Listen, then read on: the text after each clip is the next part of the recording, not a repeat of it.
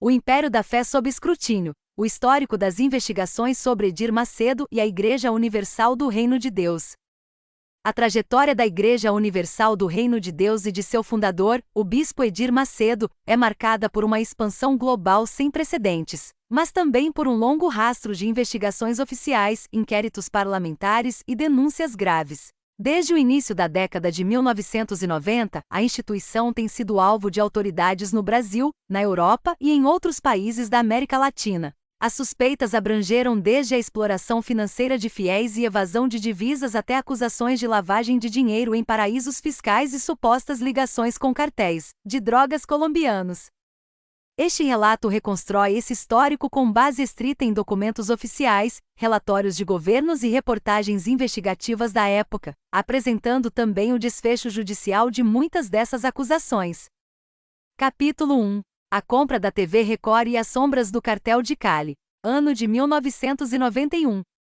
A primeira grande controvérsia internacional envolvendo a Igreja Universal ocorreu no início dos anos 90, quando a instituição adquiriu a Rede Record de televisão no Brasil por um valor estimado em mais de 45 milhões de dólares. A origem desse montante levantou suspeitas imediatas. Em julho de 1991, o jornal colombiano El Tiempo publicou uma extensa reportagem intitulada Rede de TV Brasileira nas mãos de narcotraficantes colombianos. A matéria baseou-se no depoimento oficial de Carlos Magno de Miranda, um ex-pastor dissidente da Igreja Universal, a Polícia Federal Brasileira. Segundo o ex-pastor, em 9 de dezembro de 1989, emissários de Edir Macedo viajaram a Bogotá, hospedando-se no Hotel Hilton. De acordo com a denúncia, o objetivo da viagem era buscar $1 milhão oferecidos como empréstimo por um traficante de drogas colombiano, supostamente ligado ao cartel de Cali, para ajudar na compra da TV Record. Miranda afirmou que se recusou a transportar o dinheiro, mas que os outros pastores teriam retornado ao Brasil com $600 mil em espécie. Embora essas acusações tenham gerado um escândalo midiático e motivado investigações policiais na época, a conexão direta entre a cúpula da Igreja Universal e o cartel de Cali nunca resultou em condenações criminais definitivas no Brasil. A Igreja sempre negou veementemente qualquer ligação com o narcotráfico, atribuindo as acusações a ex-membros insatisfeitos. Capítulo 2. O escrutínio parlamentar na Europa, França e Bélgica. Anos de 1995 a 1997. Enquanto a Igreja expandia suas operações para o continente europeu, ela rapidamente entrou no radar das autoridades locais. Na década de 90, a Europa estava em alerta máximo contra seitas, após os suicídios coletivos da Ordem do Templo Solar. O relatório da Assembleia Nacional Francesa, publicado em dezembro de 1995.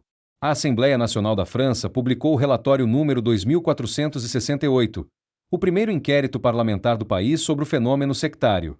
A comissão de inquérito focou na periculosidade de certos grupos e em suas práticas ilegais. A Igreja Universal do Reino de Deus foi explicitamente listada na seção que tratava de exploração financeira. O relatório alertava que a instituição exigia contribuições financeiras exorbitantes de seus fiéis, muitas vezes levando-os à ruptura familiar e à doação de todo o seu patrimônio. As autoridades francesas de vigilância, a chamada Miviludes, continuaram a monitorar a Igreja nas décadas seguintes, registrando dezenas de denúncias de abusos financeiros. O inquérito do Senado belga, em 1997. A reação mais dura na Europa, no entanto, veio da Bélgica. Em 1997, o parlamento belga conduziu seu próprio inquérito sobre seitas. O tom adotado contra a Igreja Universal foi severo. Documentos oficiais do Senado belga registram os questionamentos do senador Bertrand Siaux, que exigiu respostas do ministro da Justiça sobre o financiamento da Igreja no país. O senador questionou como uma igreja com tão poucos adeptos na Bélgica podia pagar 200 mil francos mensais pelo aluguel do antigo cinema Rubens em Antuérpia. No documento oficial, o senador cita o relatório da comissão de inquérito, que descrevia a Igreja Universal como, e cito, uma autêntica organização criminosa que aspira apenas ao seu enriquecimento pessoal e uma forma extrema de mercantilismo religioso. O documento belga também mencionou que o FBI e a Interpol haviam iniciado investigações sobre a seita por lavagem de dinheiro e ligações com o narcotráfico. O desfecho na Bélgica. A Igreja Universal processou o Estado belga por difamação. Em 2005, o Tribunal de Apelação de Bruxelas decidiu a favor da Igreja, declarando que o relatório parlamentar havia sido redigido de forma descuidada e que as acusações de atividades criminosas careciam de provas. Capítulo 3. O esquema de lavagem de dinheiro e as offshores. Ano de 2011. A mais robusta e detalhada investigação financeira contra Edir Macedo ocorreu no Brasil. Em setembro de 2011, o Ministério Público Federal em São Paulo ofereceu denúncia contra Macedo e outros 3 líderes da igreja por lavagem de dinheiro, evasão de divisas e formação de quadrilha. A denúncia, assinada pelo Procurador da República Silvio Luiz Martins de Oliveira, mapeou um sofisticado esquema operado entre 1998 e 2005. Segundo o Ministério Público Federal, o dinheiro arrecadado dos fiéis sob promessas de prosperidade espiritual era desviado do seu propósito religioso e enviado ilegalmente para os Estados Unidos, através de doleiros e casas de câmbio. Para lavar o dinheiro e trazê-lo de volta ao Brasil como capital lícito, a cúpula da Igreja Universal utilizava empresas offshore em paraísos fiscais. As principais eram a Investolding Limited, sediada nas Ilhas Cayman, e a Cable Invest Limited, sediada na ilha de Jersey, no Canal da Mancha, entre a França e a Inglaterra. Essas offshores, por sua vez, injetavam o dinheiro de volta no Brasil como investimentos estrangeiros em empresas de fachada. O capital limpo era então utilizado para comprar jatinhos executivos para os líderes e adquirir empresas de telecomunicação. O desfecho no Brasil, apesar da gravidade e da riqueza de detalhes da denúncia do Ministério Público Federal, a ação penal sofreu com a morosidade do sistema judiciário brasileiro. Em setembro de 2019, após 8 anos tramitando sem uma sentença, a juíza Silvia Maria Rocha declarou a prescrição do crime de lavagem de dinheiro. Como Edir Macedo já tinha mais de 70 anos, o prazo prescricional caiu pela metade. O processo foi encerrado sem que houvesse condenação ou absolvição de mérito. A defesa da Igreja Universal sempre sustentou que todas as ofertas recebidas são voluntárias e registradas conforme determina a lei, e que a Justiça reiteradamente tem reconhecido a inocência do Bispo Macedo. Conclusão.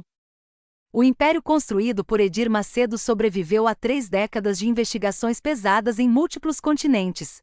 Seja pelas suspeitas de financiamento do narcotráfico nos anos 90, pelo enquadramento como seita perigosa por parlamentos europeus, ou pelas complexas engenharias financeiras via paraísos fiscais denunciadas pelo Ministério Público Federal, a Igreja Universal demonstrou uma notável resiliência jurídica e política. A maioria dos casos terminou em prescrição, arquivamento ou vitórias judiciais por falta de provas contundentes, permitindo que a instituição continuasse sua expansão global. Todas as informações apresentadas neste relato estão lastreadas em documentos oficiais de governos, inquéritos parlamentares europeus e reportagens investigativas de veículos reconhecidos.